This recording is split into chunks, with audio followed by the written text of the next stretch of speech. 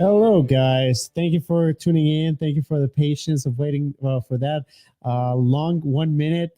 I know the.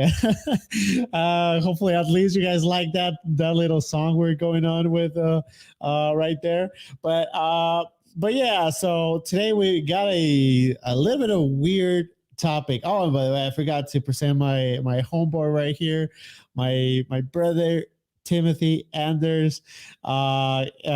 He's gonna be joining us. I know we're not gonna have someone from the other camp to do this topic, but yeah, it's a really weird topic. So the psychology of Calvinism, or Calvinist rude, unloving, and why do we even bring this topic? I don't know if you guys have probably heard that Calvinists tend to be pretty condescending. I actually got some titles here that I'm going to show on YouTube. We're going to do some reaction to a couple of them because, yeah, the some Calvinists, I'm not going to say names, but you guys probably know who we're talking about. Um, can be a little bit arrogant, can be a little bit rude, and may just give that kind of vibe in their debates and their in their way of expressing themselves. So, yeah, I personally have had those experiences with the people I know, and I don't know if you have experienced that stereotype before, Tim. I don't think so much. I think there is maybe sometimes what could be perceived as arrogance is also a high amount of confidence, let's call it.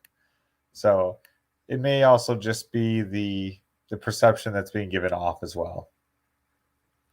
Okay. Well, in my case, I think there is that is a real tendency that actually goes on in usually more in the Reformed camp, and the reason is I would say it's for theological issues. So I think that evangelicals and the Reformed people just have their different theological biases that plays out on their psychology, and I would say it's mostly ecclesiology and liturgy, and it has to do a little bit with the assumptions, the theological assumptions, like total depravity and the state of sin of the unbeliever, and not just of the unbeliever, but also the since you have the idea of eternal security or predestination, that you're saved, once saved always saved, maybe not that, but perseverance of the saints or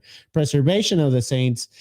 You always keep in mind that there's false Christians out there. So as Calvinists, I think well, that's a common theme that we see, that they usually have in mind that there's false Christians out there that they gotta point out. So that's kind of why they seem to be a little bit tougher and stricter with other Christians, because they're trying to filter out those false Christians. And I think that is one of the points. And of course, total depravity. You're assuming that the other person may have sinful motives behind their stuff, so you may be a little bit stricter with them too. And I think liturgy kind of plays a role. We have more of a more ordered type of liturgy, not more emotional, not more. So it seems to be a little bit more of a professional, serious type of relationship within the church. While when you go to evangelical churches, which I mean, that's where I grew up. I grew up in non-reformed churches my whole life, especially on the Pentecostal side. So in the very last part of the aisle, on the other side of the Protestantism, and I think they just behave differently. I think there's a huge difference there. Um, and I would say it has to do with the order, with the emotionalism within the church. I don't know if you ever been to a an evangelical church before, Tim.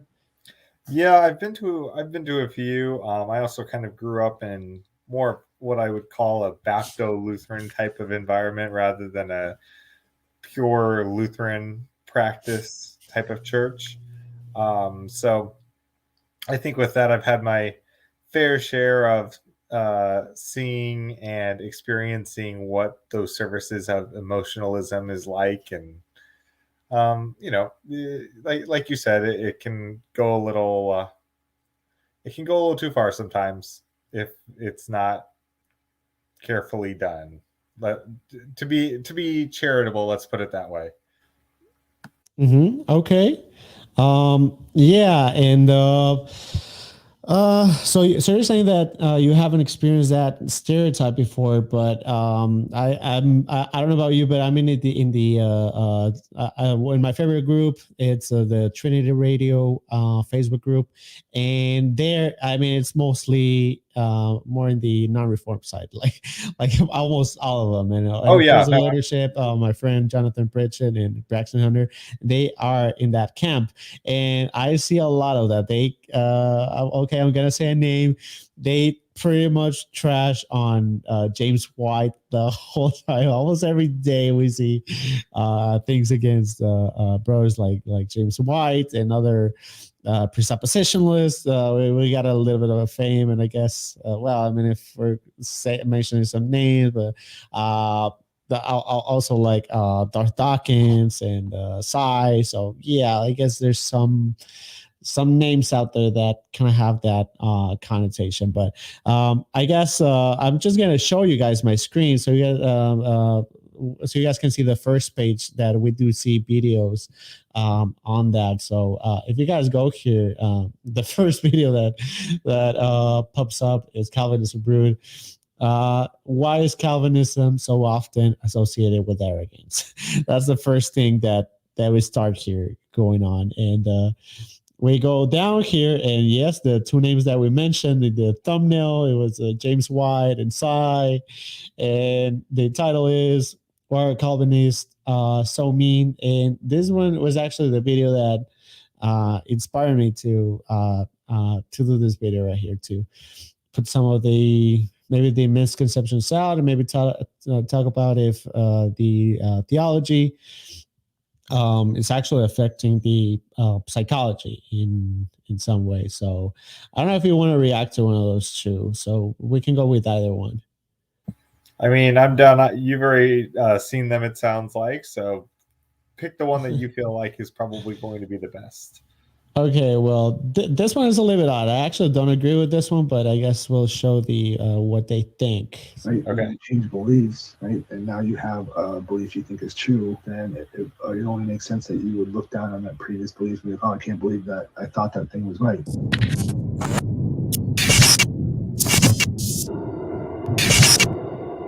There's kind of the stereotype that, Calvinists are mean or prideful or something along those lines. I even have some quotes I found from specific Calvinists from the Gospel Coalition. And it says, "Why are Calvinists so mean?" And it says, "Fortunately, that having this experience, which is going from non-Calvinist to Calvinist, can be a huge temptation to pride, where the one now enlightened by Calvinism sees other Christians as unenlightened, and that's just a tiny half step to seeing them as not as spiritual as we are, or not as serious about their faith as we are." Jay, would you say, where's this pride coming from? Is it coming from the Enlightenment, from the Calvinism, or maybe is it like something before that, and the Calvinists is kind of like, or the specific beliefs are kind of like pushing that forward, or what is that? Yeah, so again, with that stereotype, I don't think that stereotype's necessarily true. Okay. I know you have a quote from a Calvinist saying that, but again, the number of ways in which our perceptions on some of these basic things are off is so many to count, and that's where a lot of my research is. And there's a lot of good books on this. Thinking Fast and Slow, Blind Spot, Predictably Irrational. And so again, when you have a large number of people, you can always find someone within a certain group that's going to agree with you with something that's false. So let's say it's completely false that Calvinists are mean. You're still going to be able to find a Calvinist who's going to agree that Calvinists are mean. And it goes all this way. So yeah, I am one of those people in the Calvinist camp that actually think that it is a common theme. I'm not saying that necessarily, like actually in my church, I love my church and I love the members of my church. They are super, super, super nice, but I gotta admit that some people outside of my church, and even maybe one member in my church, you do see that pattern kind of like arrogance, of being of rudeness, of being a little bit tougher with other Christians. So yeah, I would say I say it is a tendency. I don't say it is necessarily the case that because you're a Calvinist, necessarily you're going to be rude or arrogant. I just think that it is an extreme that can be taken by our camp.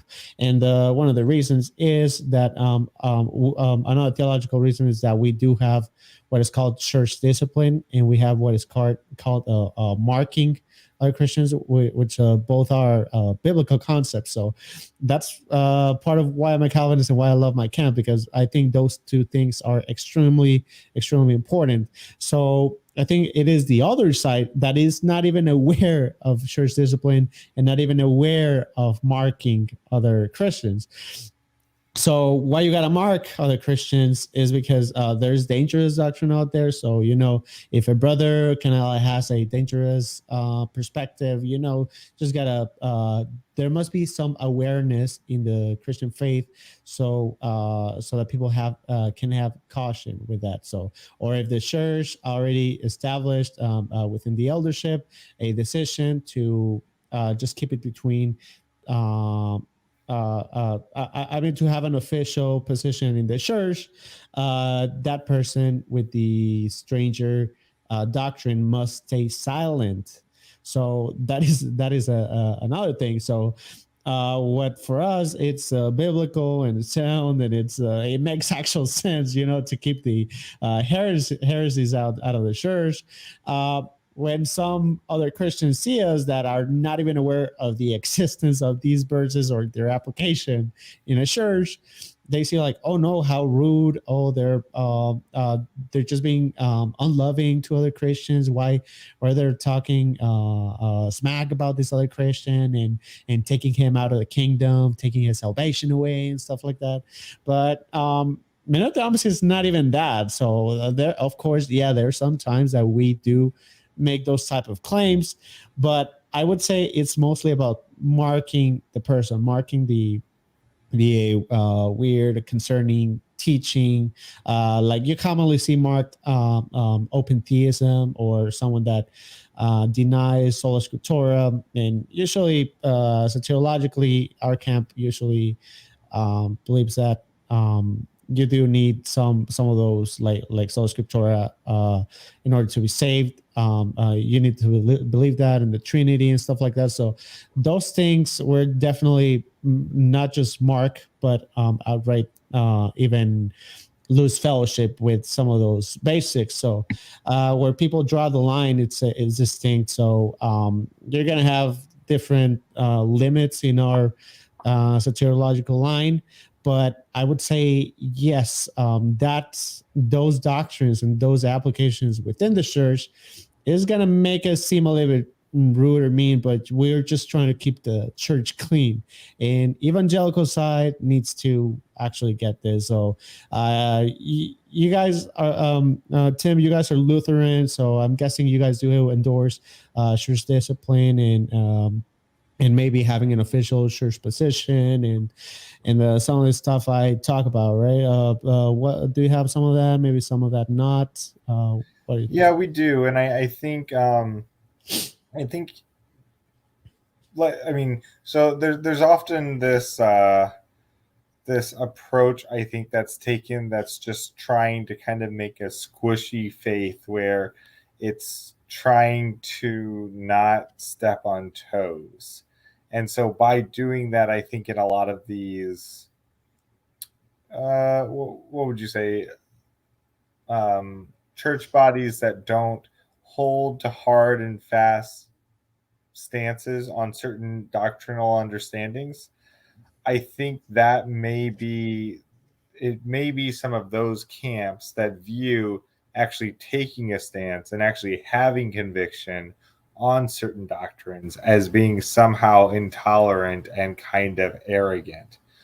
So to me, and I think you and I are aligned on this front, that we have pretty strong convictions about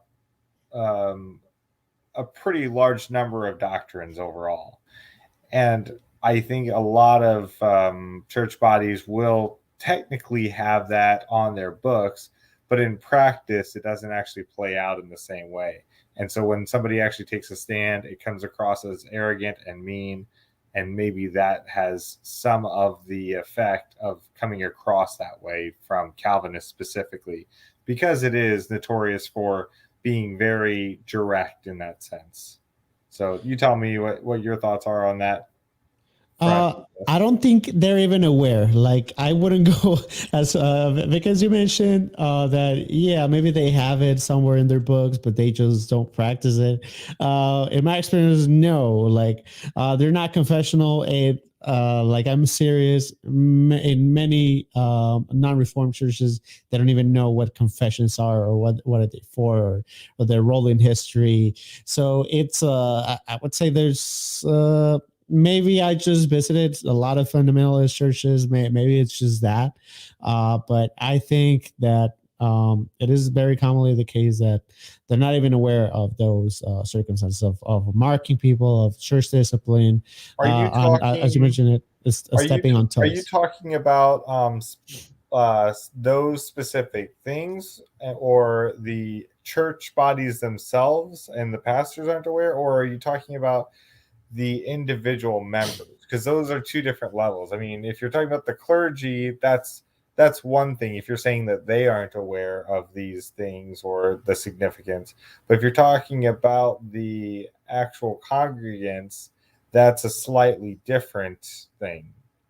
I mean, do you see what I'm saying? Do you see? Yeah. I see what you're saying. And when it comes to clergy in these churches, that it's been many that I've been a massive church hopper for a long time, and in those churches that I've church hopped, what I noticed that there's not much even of a clergy.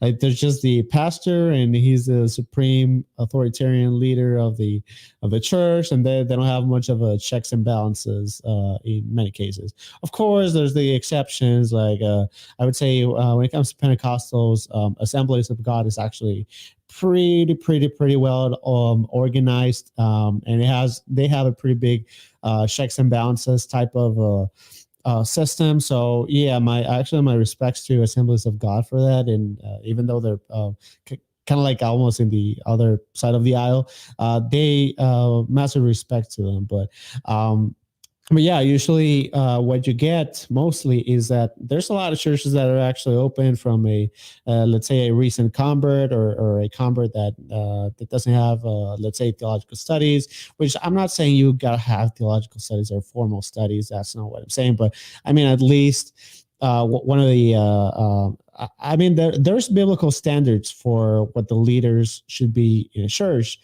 And so through those standards, being beyond reproach, being married, being mature, and having experience within the church. So I would say those kind of imply maybe not just self-proclaiming pastorship.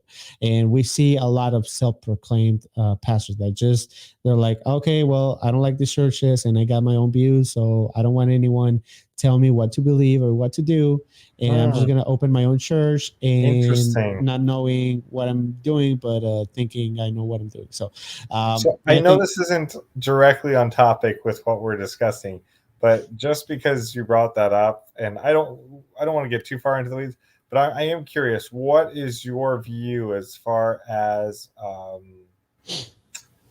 pastoral training and formal formal training for pastors versus more of an eldership sort of structure to the church? Well, of course, I do endorse eldership very highly. Like, it's something I believe should be in every single church. There should be eldership. There should be some form of checks and balances. There can't be just one authoritarian, non-accountable leader. Why? Because there is church accountability. Church accountability is not just for the members; it's also for the leaders. So, and I would say that it should also extend to other churches. So let's say another church could check and balance these other church, to if if a body is corrupted completely, so it can be dealt with in externally. So yeah, I would say the eldership is extremely important, and I would say this is actually relevant. It is relevant because I would say part of sometimes in churches with non-existent training and non-existent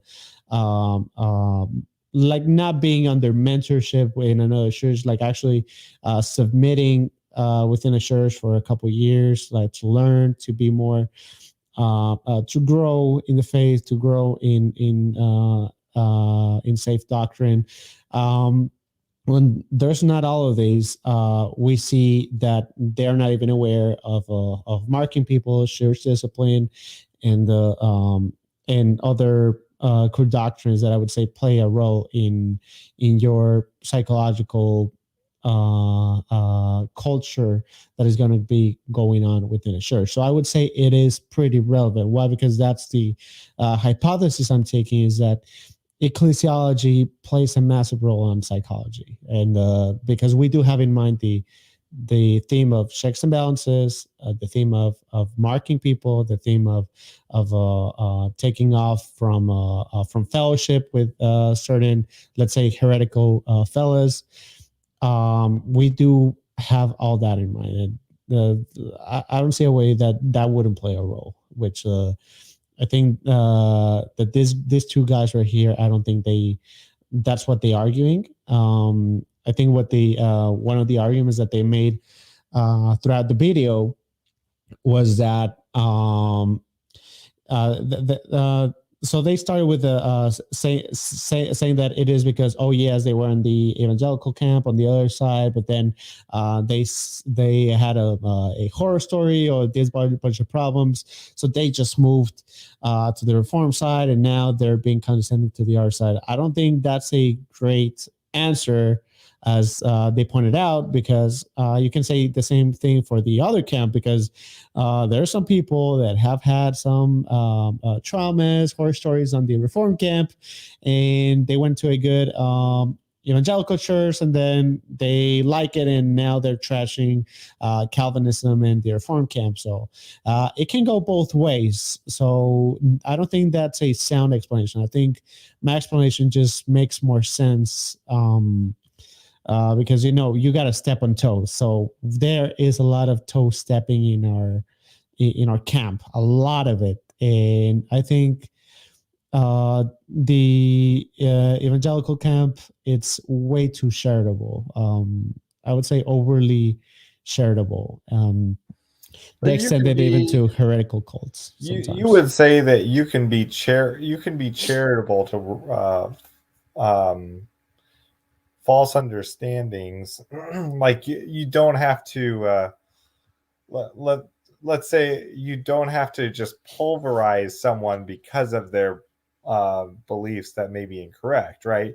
So I mean, you can, what I think, what's the passage? It talks about bringing the truth in love. So I mean, or bringing the truth gently. I forget the language that's used there, but I'm sure you know what passage I'm talking about. So I think there is kind of a balancing act there too, because you can say what the truth is by not insulting the person and who they are personally, right? Like avoiding ad hominem. Yeah, of course, you're not gonna do ad hominems, but we can certainly say that heretical stuff, it's gonna be dangerous within the church. It's just that we're gonna debate where the limits are. I mean, many of them, of course, put a limit within a Trinity and oneness. So in my camp, we would break fellowship with for example, with oneness Pentecostals or anyone that denies the Trinity. And in many Reformed camps, it's a little bit divided on Catholicism. So some actually believe that you can be a Catholic and a Christian, and others believe that they don't. And I guess an example is Doug Wilson and James White. Doug Wilson does accept the Catholic Church as Christians, and James White doesn't. So So yeah, there's differences in camps, and I guess the reasoning from White's perspective is that they preach a different gospel. So when it comes to the basics, soteriology, salvation, they do preach a different gospel. And I mean, we do see a very clear distinction. So one of the distinctions from the Catholic soteriology is that you got to be baptized or willing to baptize and repent with a ordained priest, and or if you haven't been going to confession with an actual priest, you gotta be willing to go with a qualified ordained priest, like have it in your mind. So it seems like a weird soteriological kind of thing to have when we are more based on regeneration and showing the fruits of regeneration by faith alone, of course. So it seems a little bit of workspace salvation, and they don't care if you classify it as that. So of course there's nuances, but it See, boils down to so I think the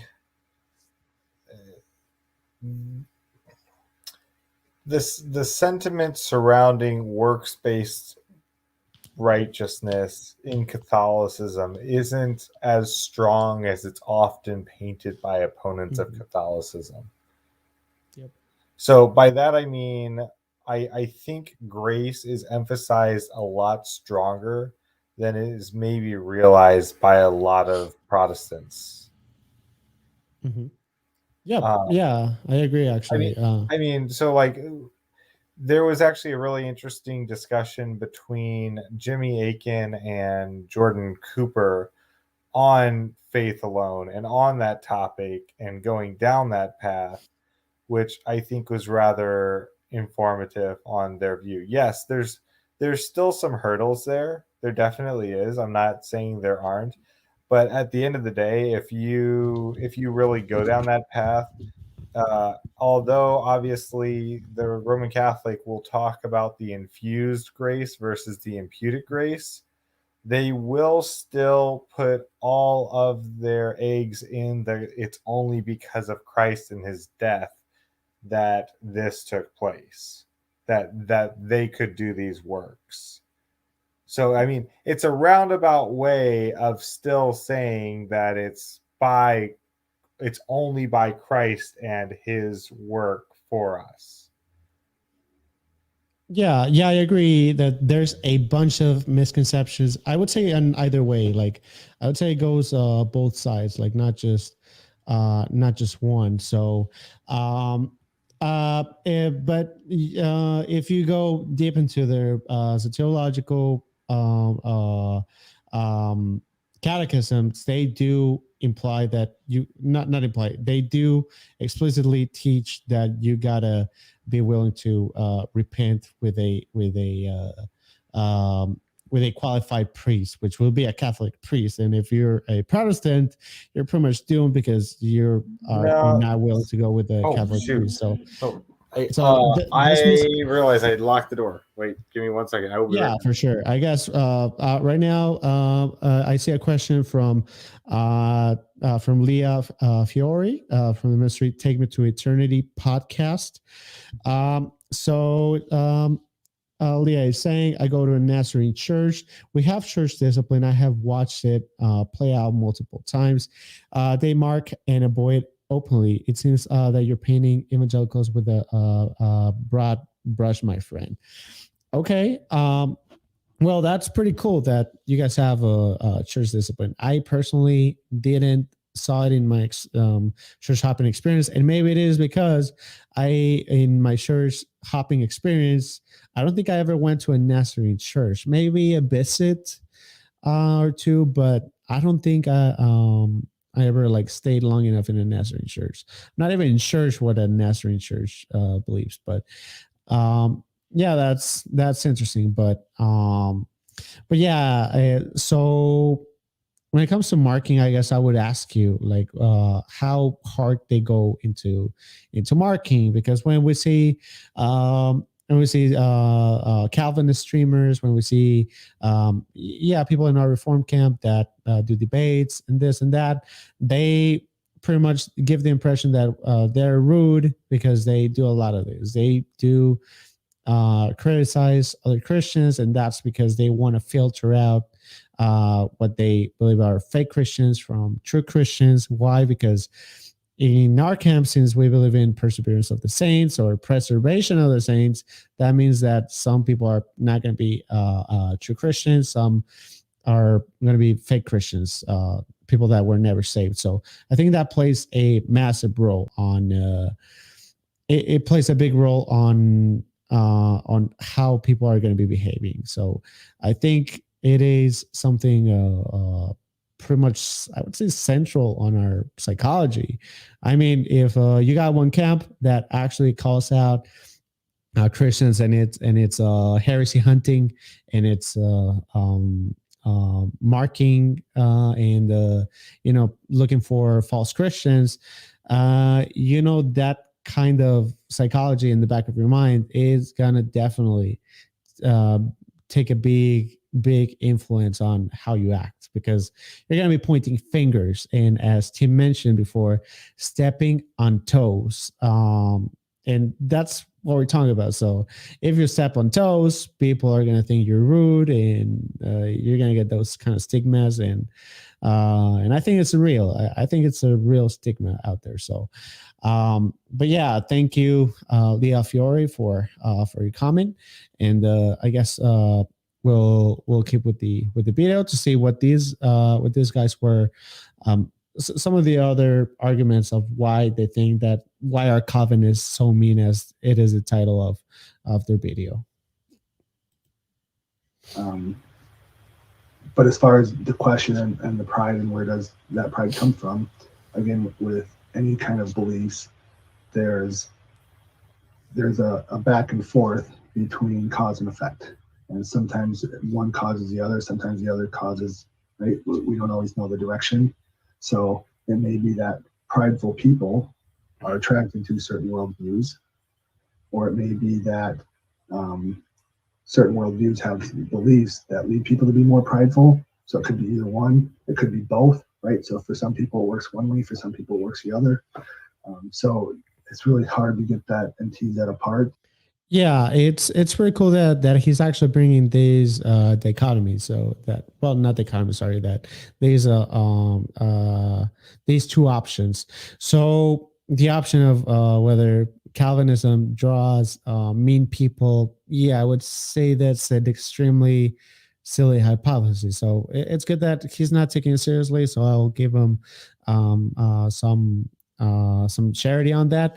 But yeah, just to mention it real quick, I would say that is an absolutely terrible hypothesis. And I would say the non-reform camp, some of them, they do actually endorse that hypothesis, that maybe because of the moral problems of Calvinism, they would say, oh no, it's just really like meaner people, they're heartless people that don't care much about the morals, and they care more about the doctrinal stuff, kind of like in a more Pharisaic way. So yeah, there's people that have that kind of stuff in mind, and yeah, I would say that's totally terrible. And okay, so we have another question here from Leah Fiore from the Take Me to Eternity podcast. She says, my pastor will call it out from the pulpit. He endorses my podcast and I speak out against NAR. I think it's New Age religion, word of faith and prosperity. Yeah. And that's a great thing to call out. And yeah, what I do love is that a lot of non-reformed Christians do call that stuff out. I guess that's where we are in the same page. But I would say some of the psychological division we have between the two camps is not with those, because those are too obvious. Like, we all agree on that. We don't even fight about it. I think the only ones that may fight about it will be liberal Christians. So I would say it's Yeah, I would say that's one of the pretty obvious ones. And so I guess when it comes to those, we don't have much of a problem. I guess with actual Christians is where we have a problem, because they see it as, oh, you're being uncharitable to your brothers. So I think that's kind of like what makes us sound rude. If we're talking about New Age religion, Word of Faith, prosperity, I think it's undisputable, and no one's gonna. Everybody, like all sides of the camp, are gonna understand right away that they are, um, yeah, they are pretty much like non-Christians. So, Leah, here again, it's putting a clarification. So it's not New Age religion. So it's New Apostolic Reformation. So if we're talking about, though, I'm not sure if we're talking about the same guy. So there's an apostolic denomination that has a different view that maybe the one that you're talking about, but I'm not sure if the one you're talking about is the one where where they believe that the apostleship keeps going on, so they have these new apostles that popped up, and that are currently giving new revelation, or keeping the church with certain doctrines, kind of like dogmatized doctrines, and allegedly from divine intervention. So if we're talking about those guys, yeah, I would say that's maybe even outright heresy, and at the very least extremely dangerous. And I would say we definitely mark those. And losing fellowship, I guess that's another question. And on my books, kind of hard to say, but I would say probably yes. Kind of lose fellowship, and I would say many Orthodox Reformed churches would do the same thing, just lose fellowships with those fellas.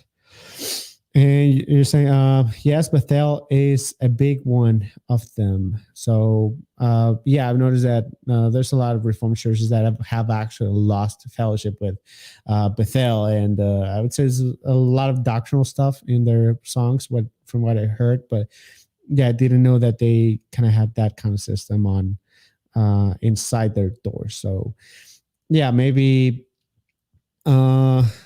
Yeah, maybe it's that one. Maybe I'm not confusing, because I think there's two different apostolic type of denominations in Protestantism. But yeah, I think we might not be talking about the same one, but it could be the case. So gonna keep with the video.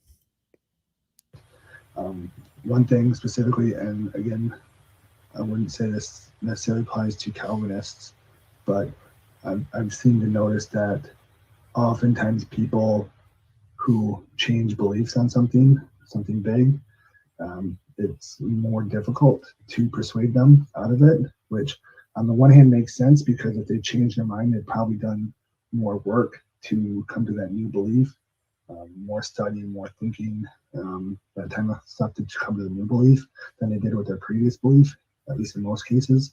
And so they're probably going to be more confident in it. But the other part is too that, right, when you change beliefs, right, and now you have a belief you think is true, then it only makes sense that you would look down on that previous belief and be like, oh, I can't believe that I thought.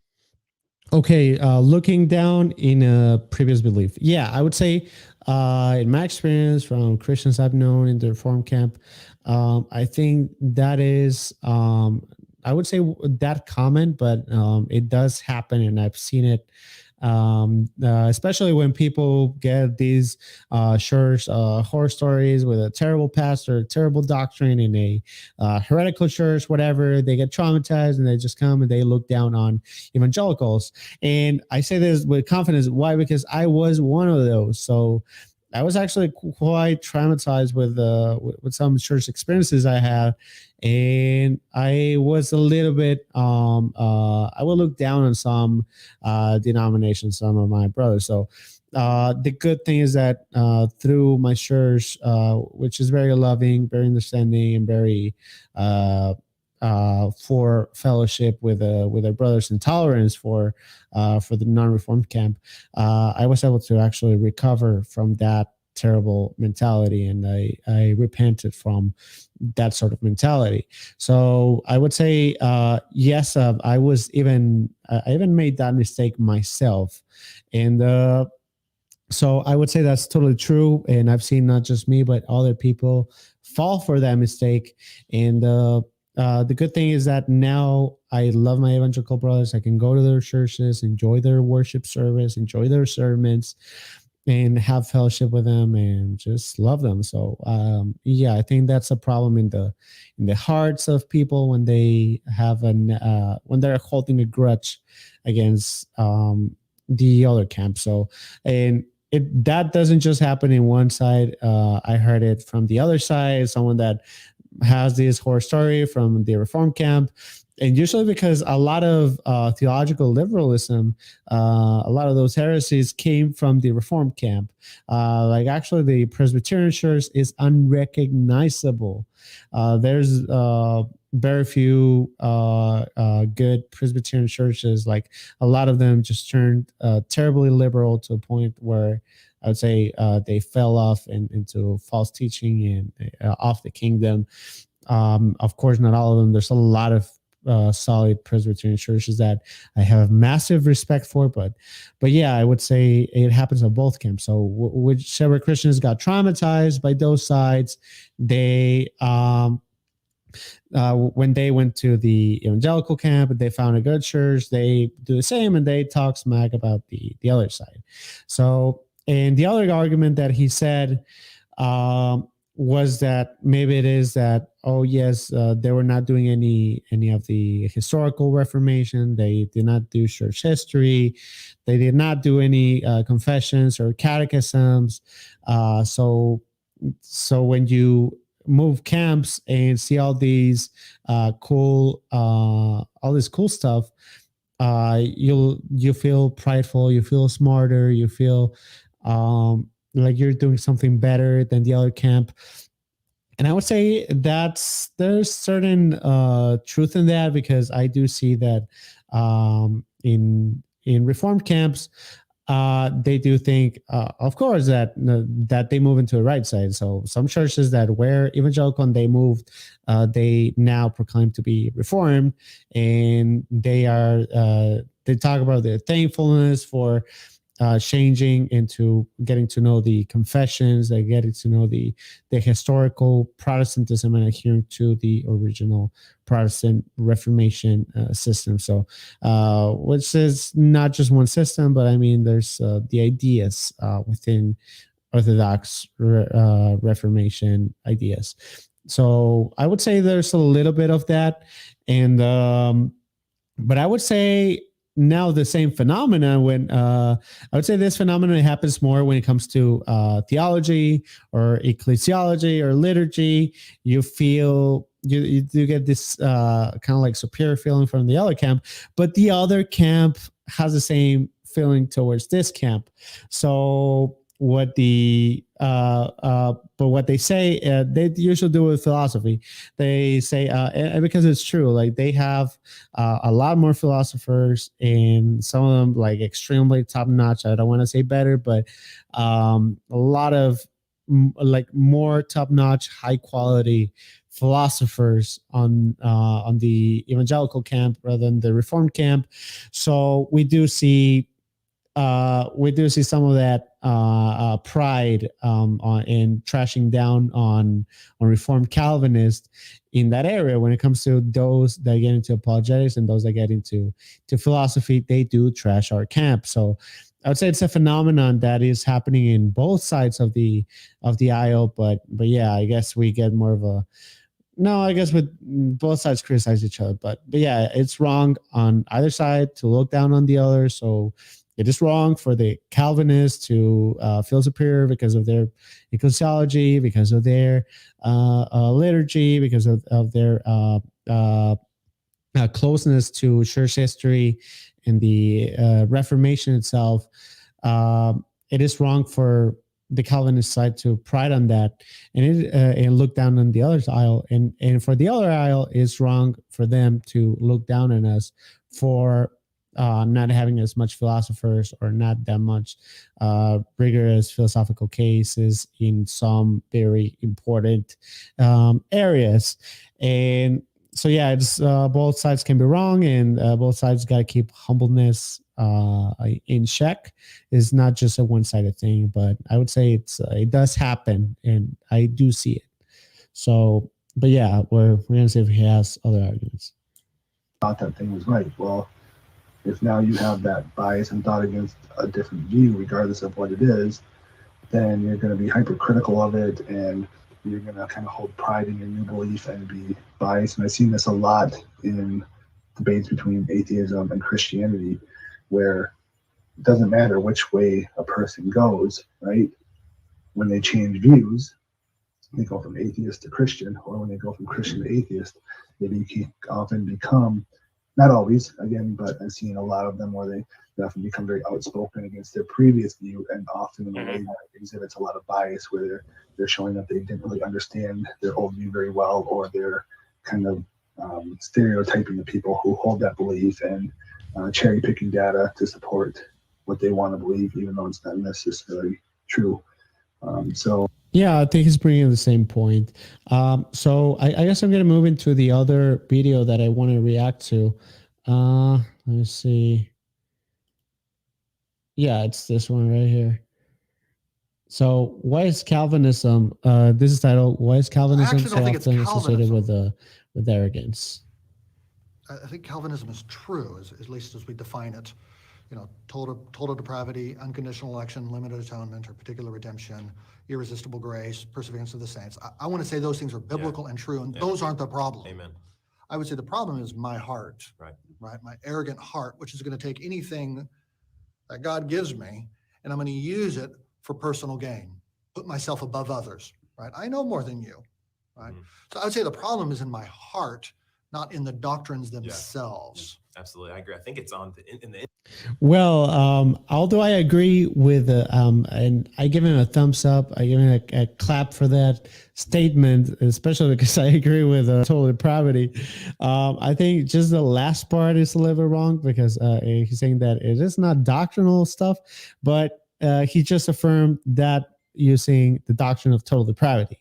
So when it comes to total depravity, you got the idea that man's inability to be good, inability to not do goodness without the aid of God, of some regeneration, or even common grace, general grace.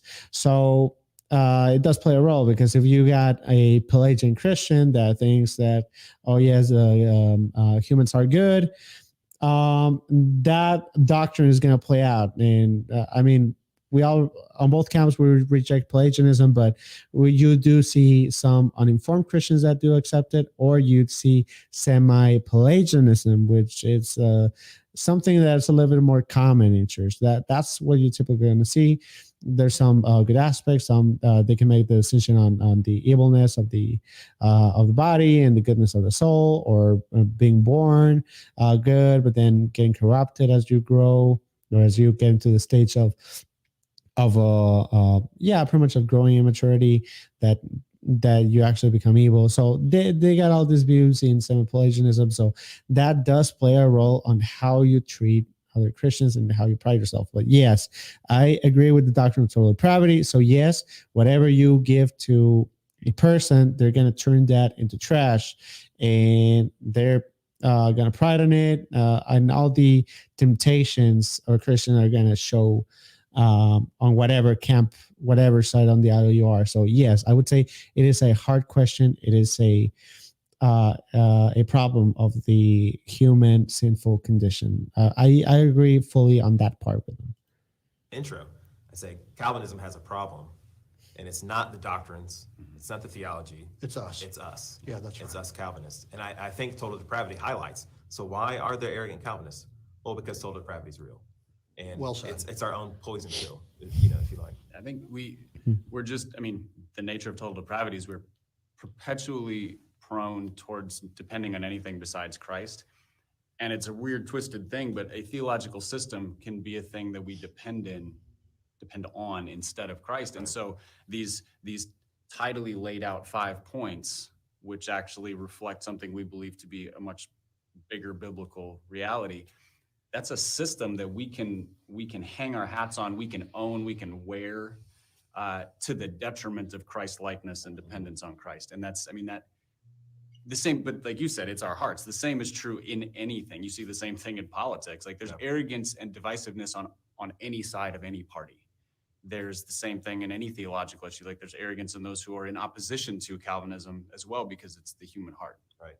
Yeah, I think when we find our identity in anything other than Christ, it will lead to arrogance in something. But I think about Calvinism because, you know, the mystery, when people learn about election for the first time, it feels like the curtain's been pulled back. And that now you kind of know something that others don't know. And I kind of liken it to the people that are all into government conspiracies, and they get all riled up and excited, and they just want to force these things on people in every capacity. But so now we have been led into the true like mechanisms of salvation, and we get all excited. And how this happens, if we don't have the right perspective of being humbled by God's mercy, then we become these like reformed conspirators and want to spread all this stuff. I think even the way you said that is a thing that can lead us into, it'll sort of trigger the arrogance in us, because you said we have discovered, you know, the true mechanisms of salvation, Right. which leaves everybody who disagrees with us theologically to Right. say what we don't have. True. We don't have means to be saved, which is not No. what you're saying. No. But when you get into claims of truth and either less true, partial true, false, there's a arrogance follows in the heels of those arguments really easily. No, it's Yeah. So far, I would say they nailed it on this video. So I guess if Calvinism, if there's people that are rude or condescending or not uncharitable in the Calvinist side, I would say they nailed it. That's what they got to do. You got to recognize your total depravity and follow your actual Calvinist stuff. So you should be a good Calvinist.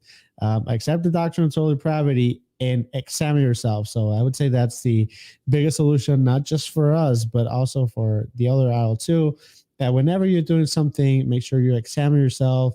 Make sure you love God with all your heart and your neighbor as yourself, and show this love to your neighbor. I mean, even if they're a heretic or they're whatever, and you got to cut ties with them, still try to be nice and not to be provoked. Like St. Nicholas that punched areas, so try not to punch a heretic. So I would say we can start with that advice. But yeah, I would say they nailed it. If you believe in total depravity, you got to be examining yourself constantly. And a Calvinist that does not do this, it's kind of like failing their Calvinism, which I mean, it's a part of the doctrine of total depravity, but you get the point. You got to pretty much fight your depravity pretty much. But yeah, I would say that was the biggest takeaway that we got from this video. I would say that this was a little bit of a fair assessment, but I would say both of those videos that we watched today did not talk about anything related to ecclesiology, to liturgy, and to how the church discipline, marking, and following from fellowship with other Christians, pretty much as Tim put it, stepping on other Christians' toes plays a role. And I would say that is the biggest, massive psychological influence of why we see some Christians appearing to be rude. So yeah, there are some rude ones, but I would say a lot of the misconceptions is about appearing to be rude. So yeah, I would say that was the biggest takeaway. If you guys have any comments, any questions, leave it in the comment section. And you can go to Apologists Assemble on Facebook, and you can leave your questions, and we can even answer it live, or you can even join a live with us. So yeah, guys, thank you so much for watching. This is Israel Trujillo, and we're gonna see you guys next time. So God bless you all, and take good care. Hope you guys learned something on this live today. Take care.